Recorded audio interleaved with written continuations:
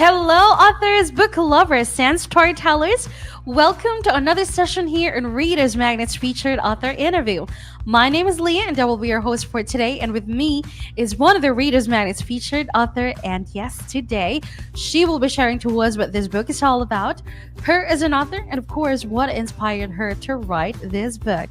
So, yes, everyone, let's all welcome our one and only Miss Bobbie J. McLaren, author of the book Gun, Oil, and Teddy Bears: Well, thank you. Surviving Shame, Fear, and Suicide to a Life of Freedom. All right. Hello, Bobbie. It's good to Hey, see you. How Leah. are you doing? I'm doing great, thank you. It's an honor to be Wow, here. that's good to hear. Yeah, I'm doing great as well. Good. Thank you so much, Bobby. So, yes, Bobby, this is the moment we've been waiting for because, of course, it's now time to know more information about your book. But yeah, before we do that, Bobby, we wanted to know who Miss Bobby McLaren is. So, yes, a little bit of self introduction, please. Oh, okay. Well, I'm a 70-year-old woman that I Whoa. do not have children or husband, but I have cats. Call me the cat lady. I don't know. I don't have that many cats though. But I grew up in Florida. I now live in Northeast Alabama. I love my life here. It's very rural. It's very it's just it's a fun place, and the people here are very friendly as opposed to South Florida became very hostile. They would wave at you with a finger extended. When we moved here, people that didn't even know us were waving and smiling, and I was like, so I Wow. love it here. We live up on a very small mountain, but it's a very famous mountain in the southeast called Lookout, and it Mm-hmm. runs all the way up into Chattanooga, Tennessee, where you can see 7 states at one spot. So Wow, it's that's pretty cool. amazing. But it's a wonderful life here. But that's me, and I'm a God lover that just Mm-hmm. I enjoy myself, and that's who I am. Interesting. Thank you so much for that, Bobby. And yes, of course, yep, we'll get to know more information about you as an author, especially when we know more information about the book as well. So, yes, Yes, talking ma'am. about the book, Gun, Oil, and Teddy Bears. So, yes, will you tell us what this book is all about? The gun oil and teddy bears it has reference to the fact that at a very young age, in fact, it starts out at that point that I was 8 years old, and because of circumstances that had happened in my life very early, right before my fifth birthday, I had become a very embittered, lost child. It's basically Mm, that's what I felt like, was a lost kid. I felt like if my parents found out the secret, because I had been sexually molested, and I thought if my parents ever found out, because the man had told me if I ever told anyone, he'd kill my parents. When you're 5 years old, your parents are your world. So at right. 8 years old, I came to the conclusion that my family would be better not knowing and not ever finding out. So it would be best if I just did away with this nasty little ruined, wounded and dirty, nasty kid. So I took this shotgun that I was very familiar with, and the gun oil is because that was one of I thought the last smell I'm going to smell is the gun oil before I'm gone. And but the gun oil triggered a tender memory of my dad sitting with me and teaching me how you break down, the gun, and how you care for it, and respect for it. But the teddy bear was, I was 8 years old, and I had lined up my stuffed animals on my bed. And any mother or father, if you look at your 8-year-old child and you think, what the heck were you thinking? I look at little kids now and I think, my God, where was I? But as far as in my mind, I was I was just there had so much shame. I was scared to death somebody was going to find out. If my parents found out, they wouldn't want me anymore. A million thoughts go through your mind. So I had lined up all my stuffed animals on my bed and told my teddy bear, who was one of my best friends, I said, Mm, now you take care of everybody because I'm not coming back tonight. And I look at that now and I think, oh dear Jesus. But the book itself it talks about getting beyond that. And for up until my 20th year, I lived with the um, anticipation and the eagerness and the hate for the mm, man that had done this. and I wanted nothing more than to find him and torture him and kill him and then turn myself into jail. But I thought it would have given me vindication. But in the meantime, I was slowly dying inside. It was just awful. I hated me. I hated the world I was trying to hide in, because of everything I had been through and because of the hiding. And I talk about it in the book. I became, and this is also, I think about this and I'm like, dear God, but I became sexually active when I was 8, Mm. and started smoking cigarettes at 8 years old. I lived a life of absolute chaos, but yet my parents never knew. I hid all this stuff away from them because none of that happened at the house. And being, I don't know, maybe parents pay more attention to their kids now. My Mm-hmm. parents, they didn't neglect me. I mean, we had to be home every night for dinner, and if we weren't, we better have a good excuse. And they they were very aware of a lot of places we went, but it was in the generation where you didn't worry about people coming and stealing your children. So when I would leave the house, even as a small child, I could go a mile down the road because all the neighbors knew us. It's like, and our neighbors weren't real close in proximity, but they all knew everybody, and I could get whipped in my neighbor's yard. By the time I got home, they'd already called my mom, and, Mm. and she's gonna whip Right. me again. Mm. But when I say whipping, I'm not talking about beating. I'm talking about just getting a spanking. It's one of those things where you're like, oh, you deal with it, but you move on. And Right. so that was where, and then, like I said, when I turned 20, I had a what I call a come to Jesus meeting. And even when I was doing all the crazy things I was doing, I would actually, and this is so crazy, I would actually pray before I'd go out to do the craziness I was going to be in. And I would pray and say, now, God, please, if I die while I'm out here, please forgive me now so that I don't have to die and go to hell. Because I had been taught, oh, you do this, you're going to hell. You do that, you're going to hell.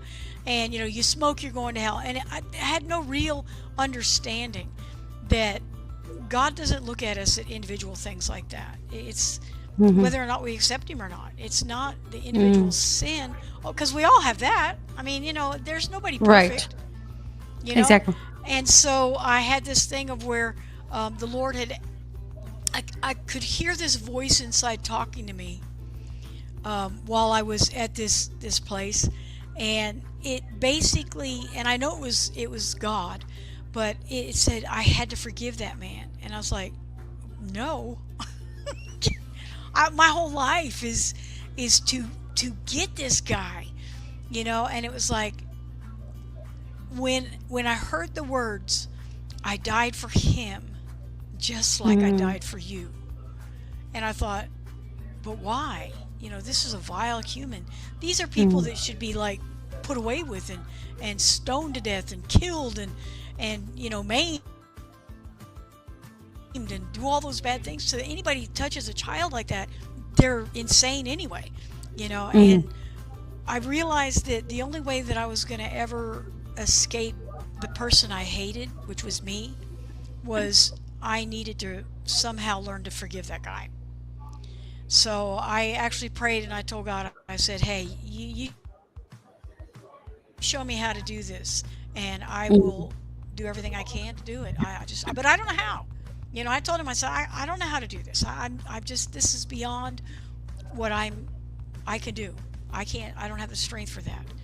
And so I took it one day at a time. Sometimes it was 5 minutes at a time, you know, and when I would start to, up until that moment, I remembered the smells, I remembered the sounds. I was at my best friend's birthday party when it happened.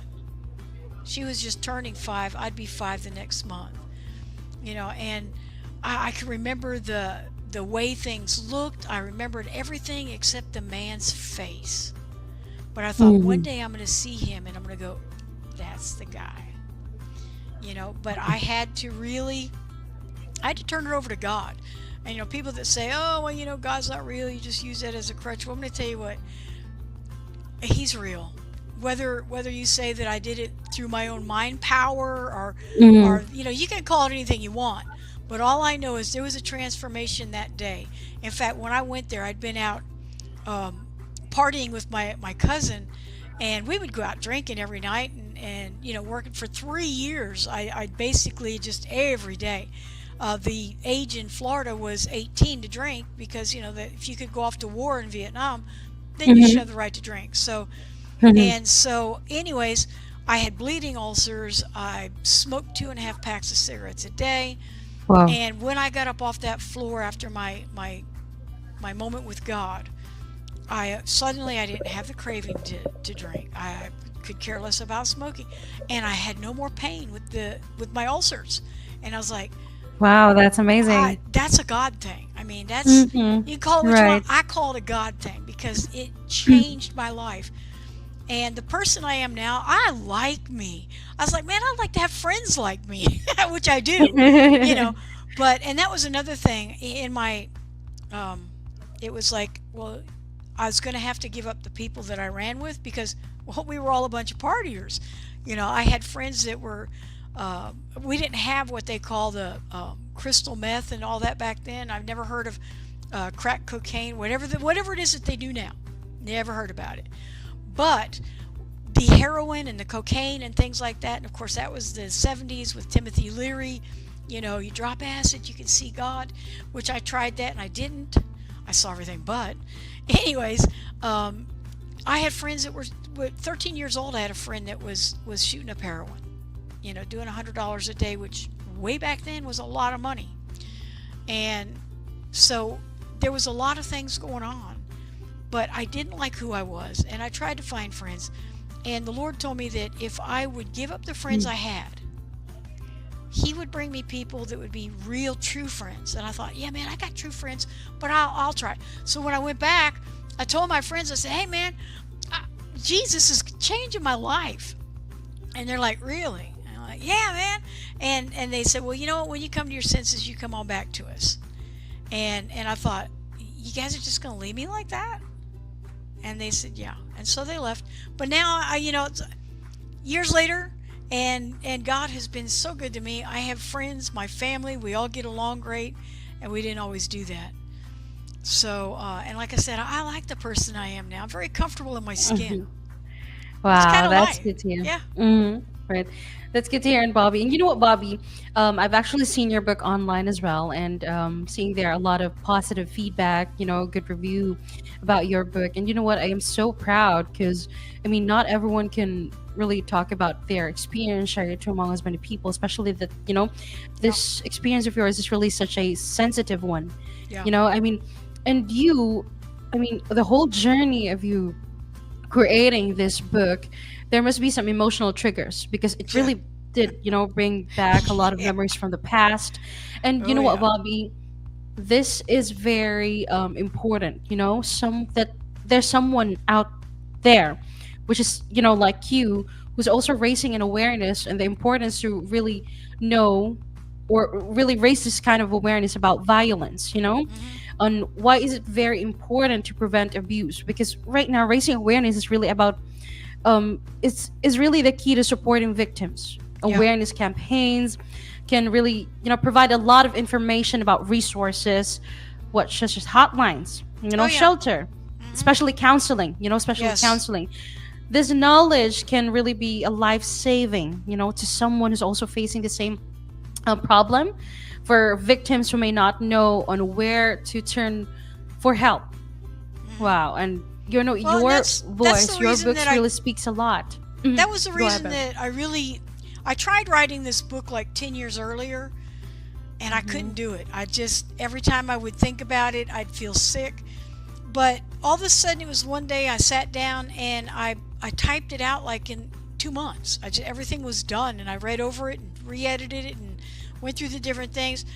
And I feel like it's a now word right now, in the sense that I don't know if it's since COVID in particular, And with the wars that we've had here Mm-hmm. in the United States, where they've gone off to Iraq and Iran and Afghanistan, and the boys are coming back, and the women Mm-hmm. with the PTSD, and the suicide rate is higher now than it's ever been.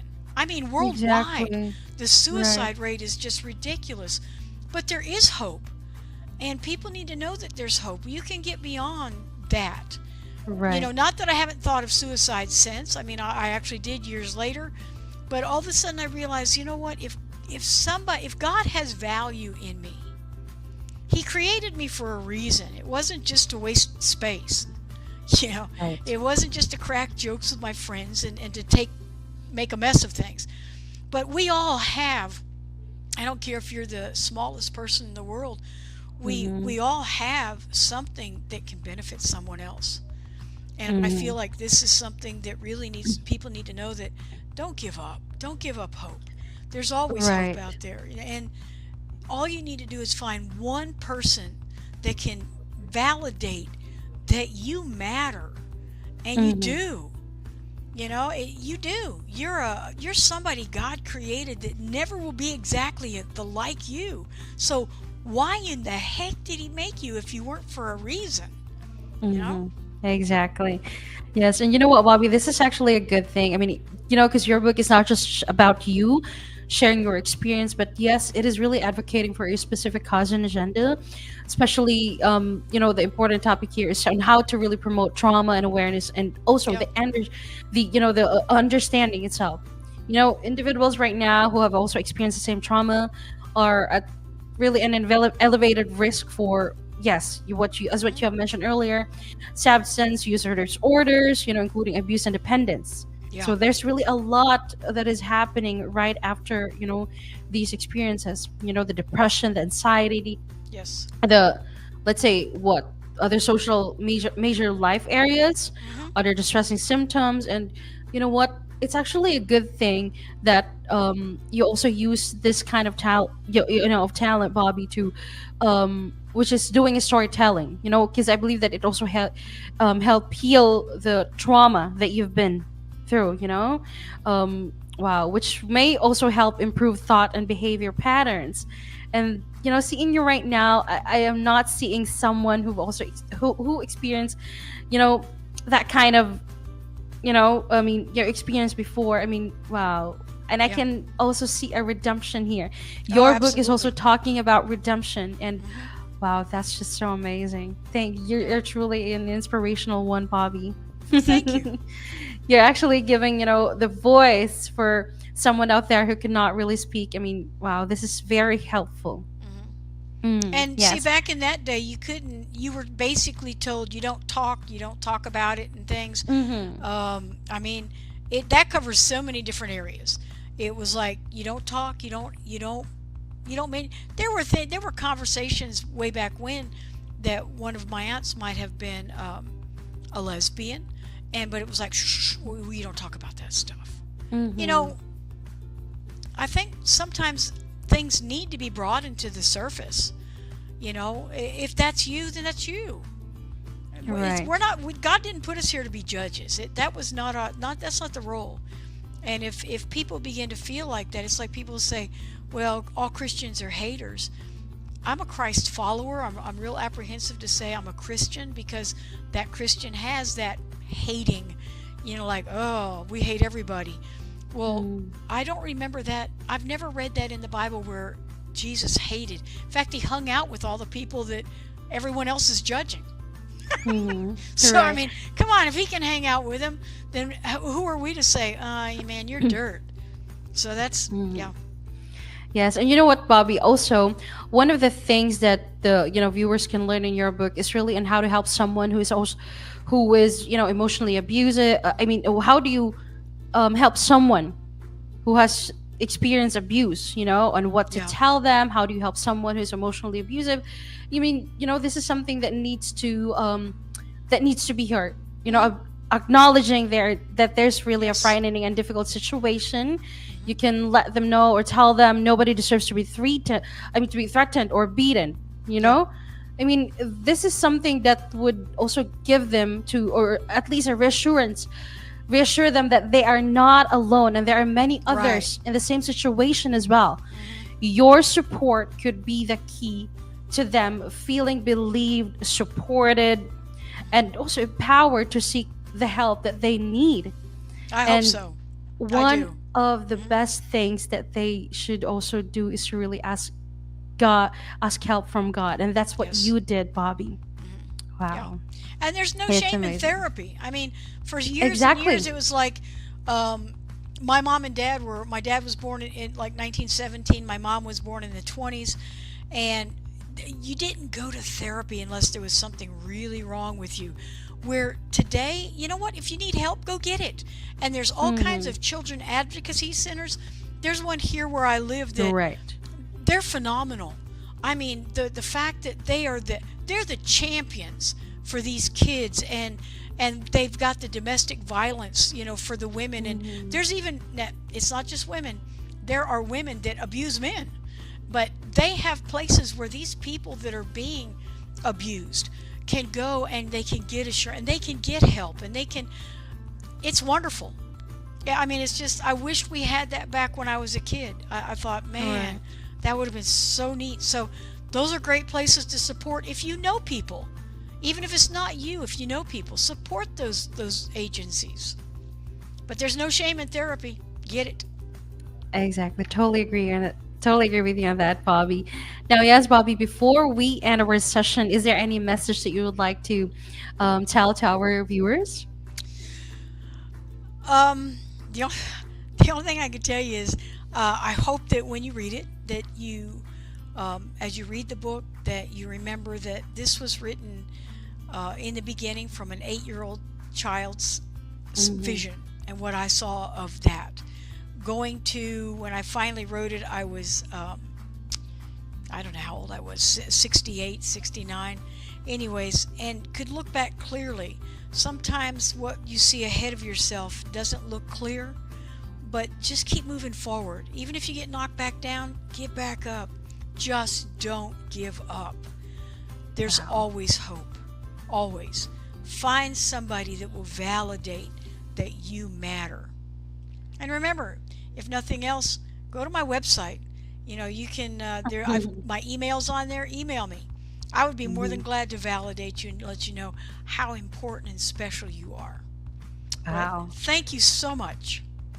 Oh, thank you so much for that, Bobbie. Thank you so much as well for also gracing with us today on behalf of Readers Magnet family. Wow, it is such an honor to get the chance to talk to you right now, and at the same time for really allowing Readers Magnet to be part of this journey. Thank you so much, Bobbie. Well, thank And you. yes, for our right, and as for our viewers out there, this book of Ms. Bobbie J. McLaren is available in Amazon.com, Barnes and Noble, and of course her website, that's www.bobbiejmclaren.com. And yes, it's now it's really your time now to know more information about who she is an author and of course what the book is all about. So yes, just like what Bobbie said earlier, you you may reach her as well. And yes, do not be afraid, don't give up. Yep. Thank you so much for today's Bobbie. And yes, everyone, Ms. Bobbie J. McLaren, our author. And yes, thank you, Bobbie. As we say it here in Reader's Magnet, we share your story with the With world. the world. Thank Absolutely. you. Thanks, Leah.